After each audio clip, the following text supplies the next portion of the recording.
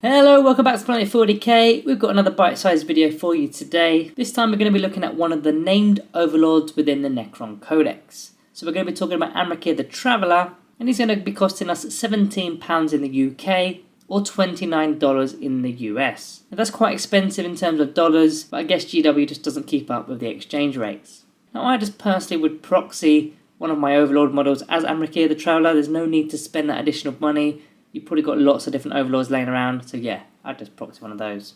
Now he's going to be costing us 130 points. He's of course a character model, he's got the noble keyword, and he's also a dynastic agent, so he doesn't belong to any of your dynasty codes. He doesn't prevent you from taking a dynasty code, because you must take a dynasty code, but he can fit in with say a Novak dynasty or a Nihilak dynasty or whatever other dynasty you prefer. Now he's got a little boost in his stats when you compare him to a standard overlord model. First of all, his strength is strength 6, not strength 5. That's going to make a little bit of a difference when it comes to his weaponry. We'll talk about that in a moment. Also, he has got 6 wounds and not 5. So 1 additional wound over a standard overlord. Now, as for all his abilities, he's got, of course, the Mine Will Be Done ability. He's got the Relentless March ability. Now, both of these usually go onto a Dynasty core unit, but because this model is not a Dynasty model, it goes to any core unit. So that's of course going to include your Trike Praetorians as well, because they don't belong to a dynasty. And he's also got a unique ability which also relates to core units that are within 6 inches, and this is the Lord of the Empyrean Legions. So while core units are within this aura, they're going to get a +1 to their attacks characteristics. So if you've got say 5 Lich Guard models that are within 6 inches, every single model within that Lich Guard unit is going to get an additional attack, so 5 additional attacks, not too bad. Then lastly, he's got kind of a cool quirky ability which is Mind of the Machine. So in the shooting phase, you effectively take over an enemy vehicle's weaponry that's within 12 inches. So you're going to be using that weaponry, but with Anrakyr's ballistic skill, which is a ballistic skill of a 2+. Now you will need to roll equal to or better than that vehicle's leadership value. You're going to be doing it with 3d6, unless it's the Titanic model, then it will only be 2d6. So it does give you a pretty decent shot at actually achieving it. But yeah, taking over say a railgun or something like that could be pretty decent. Now he does have an inbuilt warlord trait if you spend 1 command point in order to take it, and that's going to be the Implacable Conqueror warlord trait, which allows a unit within 6 inches to reroll their charge rolls. Now it does need to be a core unit, but again the dynasty part doesn't matter because he doesn't have a dynasty code. So let's get on to his actual weaponry, because we did mention that he's strength 6 earlier in the build up, and we're going to explain now why that's a big factor. So he's got a melee weapon to begin, and it is a war scythe.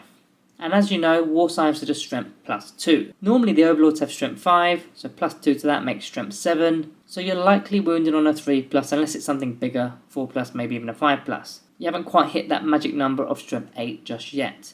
But Anrakyr the Traveller instantly gets a strength 8 weapon because he starts off at strength 6. So for example, going up against Space Marine models, you're wounded on a 2+, the damage is 2 as well, so you're slicing out a Space Marine model every time a wound goes through.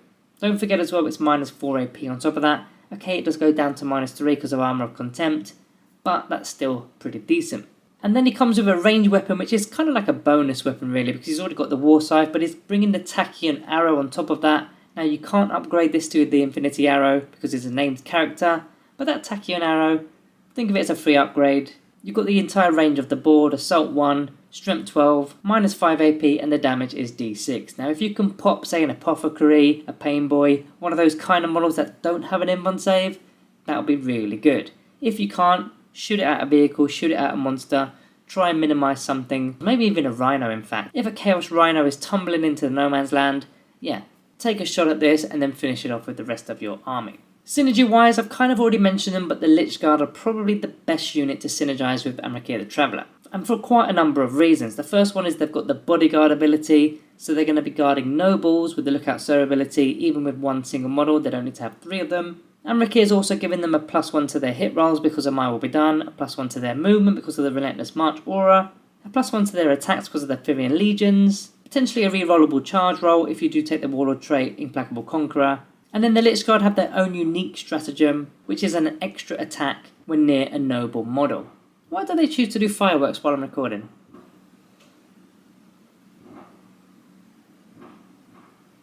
So where was I? Yeah, the stratagem is called Eternal Protectors. You can even follow this up with the Disruption Field stratagem for the +1 to their strength, the Protocol of Hungry Void for an extra bit of strength again, and if you're in the Novak dynasty for the Lich Guard models, you can use the Bloodright stratagem for another attack. So there's a load of synergy when you're taking Anrakyr the Traveller with the Lich Guard. Now unfortunately there's going to be no relics that you can put on Anrakyr the Traveller, like a Veil of Darkness relic perhaps. You can't be doing any of that because he is a named model. But I think going on foot to the No Man's Land is going to be a pretty valuable way of going about it. Now he can work with faster units such as Trike Praetorians, maybe even Canoptic Wraiths and Canoptic Acanthrites, because he's still going to be buffing those kind of models, but just don't forget he's moving only 6 inches, whereas those kind of models are going to be moving much faster, especially with the Relentless March aura. I mean, you could advance him, but overall he's going to struggle to keep up with them. Another option is sticking him in a Night Scythe, and that can be alongside those Lich Guard models again, or any other melee-based unit that you want to put in that Night Scythe. And there are also some stratagems of note.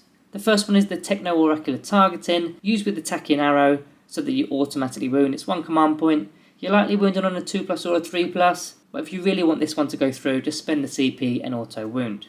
The other one is Resurrection Protocols. If you do lose Anrakyr the Traveller and he does get destroyed, you pop the stratagem for 1 command point, and on a 4+ roll, he's going to be standing back up again with D3 wounds remaining. Now it is unfortunately a 4+ roll, so it is a 50-50, but bringing this caliber of a model back into the game could be quite crucial, and it happens at the end of the phase too. So if it's the end of the fight phase, your opponent has pretty much finished with their attacks at that stage, so bringing him back, he's sure to survive for your next turn.